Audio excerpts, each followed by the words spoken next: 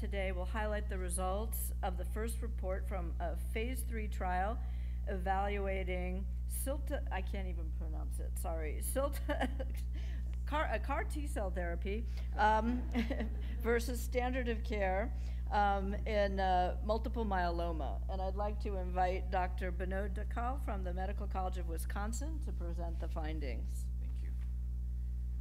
Good morning. Thank you so much. Let's see.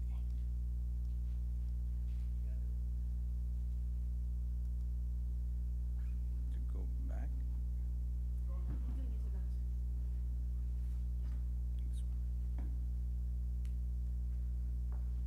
All right, good morning, everybody.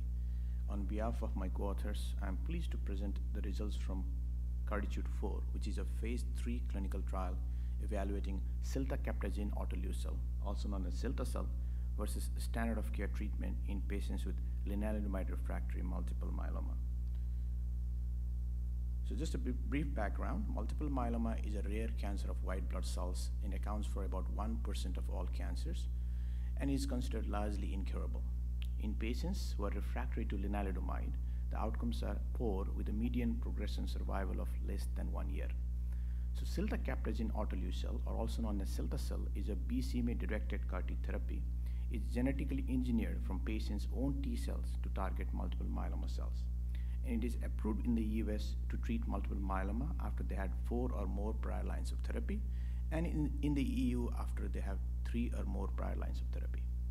CARTITUDE-1 study, the results which are being presented here at ASCO, poster 8009, reports a median PFS of almost 3 years, which is quite unprecedented in patients with heavily pretreated multiple myeloma, where the standard of care provides a PS of around 5 months.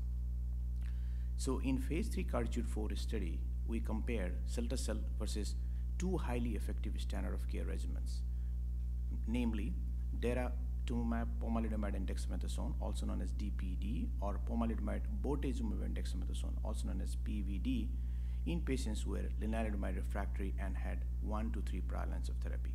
These are the first results from CARTITUDE-4 with a median follow-up of 16 months. So this is the study design. Patients who are eligible included those refractory to lenalidomide and having 1 to 3 prior lines of therapy. This is the first CAR-T study to include patients after the first relapse. The patients are randomized 1:1 to standard of care treatment, and the total number of patients randomized to standard of care was 211, and they received PVD or DPD till progression. 208 patients were randomized to Cilta-cel, and they went to apheresis as shown here, and bridging therapy with either PVD or DPD for 1 or more cycles, and received lymphodepletion with fludarabine and cyclophosphamide before receiving a single Cilta-cel infusion. The bridging therapy was designed to be the same as the standard of care arm, either PVD or DPD based on physician's choice. The primary endpoint of the study was progression-free survival, and the key secondary endpoints included complete response or better, overall response rate, minimal residual disease negativity, overall survival, and the safety. The CAR-T specific adverse events were assessed in patients who received Cilta-cel as a study treatment, and that number was 176. So this is the results of the study. The study met its primary endpoint and significantly reduced the risk of disease progression or death by 74% compared to standard of care. The hazard ratio as shown here was 0.26. The median progression-free survival was not reached in the Cilta-cel arm and was 11.8 months in the standard of care arm. The 12-month PFS rate was 76% in the Cilta-cel arm and 49% in the standard of care arm. We also saw that Cilta-cel significantly improved the rate and depth of response. As shown here, the complete response or better was 73% in the Cilta-cel arm versus 22% in the standard of care arm. The overall response rate was 85% in the Cilta-cel arm and 67% in the standard of care arm. And further, the MRD negativity rates in the intent to treat population was 61% in the Cilta-cel arm and 16% in the standard of care arm. Regarding the safety, the data showed the safety profile is consistent with the known profile of Cilta-cel. Grade 3-4 treatment emergent adverse events occurred in almost all patients in both the arms, were mostly hematologic and recovered by day 30.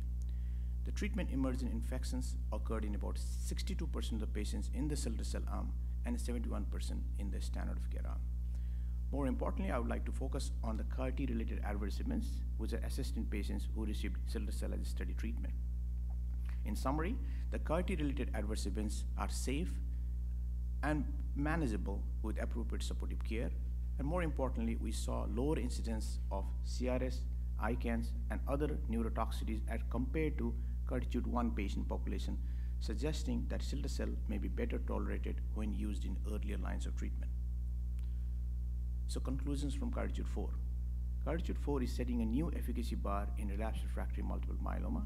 A single infusion of Cilta-cel reduced the risk of disease progression or death by 74% with a hazard ratio of 0.26.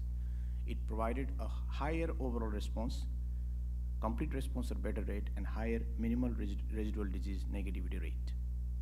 CARTITUDE-4 indicated that use of Cilta-cel in earlier lines may lead to improved tolerability.